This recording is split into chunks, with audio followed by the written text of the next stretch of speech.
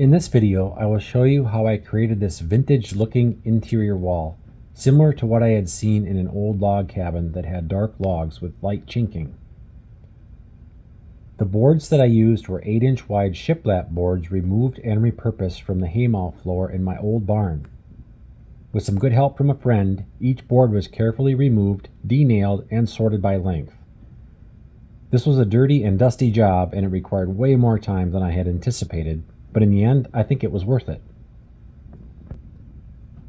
Once I had selected the boards that were to be used, I used a table saw to create an identical lap on the opposite edge of each board. Once all of the new double laps were ripped into each board, I used a wire brush to remove most of the whitewash flaking that was on the underside of each board. The underside of the boards is where the character really shows with regard to the nail holes, knots, and the former floor joist markings. Next, I used a scouring pad to remove some of the smaller whitewash pieces and give a smoother finish to the board surface. All boards were dusted with a leaf blower to prepare them for stain. I used a paintbrush to apply the stain. Coincidentally, the color I chose is called Barnwood Brown. It is a transparent stain by Minwax. Using an old t-shirt, the excess stain was wiped off the boards.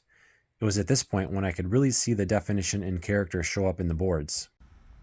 Next, I needed to create the chinking strips. For this, I purchased two 4x8 sheets of white paneling, and using the table saw, I ripped them into strips that were 1 3/4 inches wide.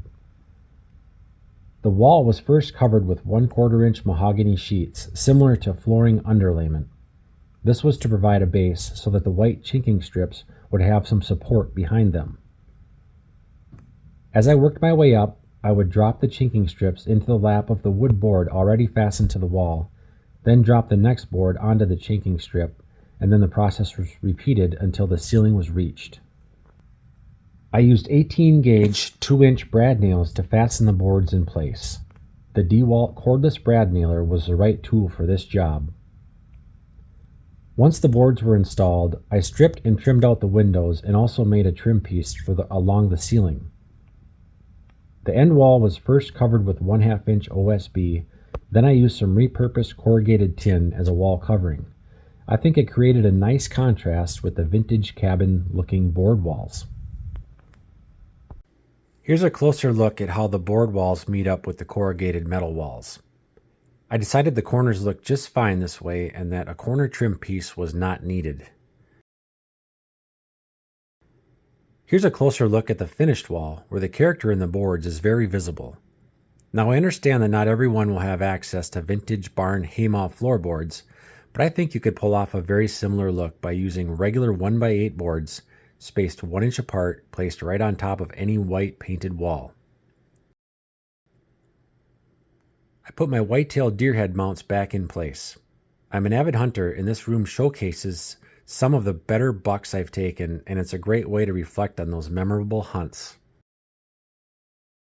Finally, here's how the room looks with all of the furniture and decor put back into place.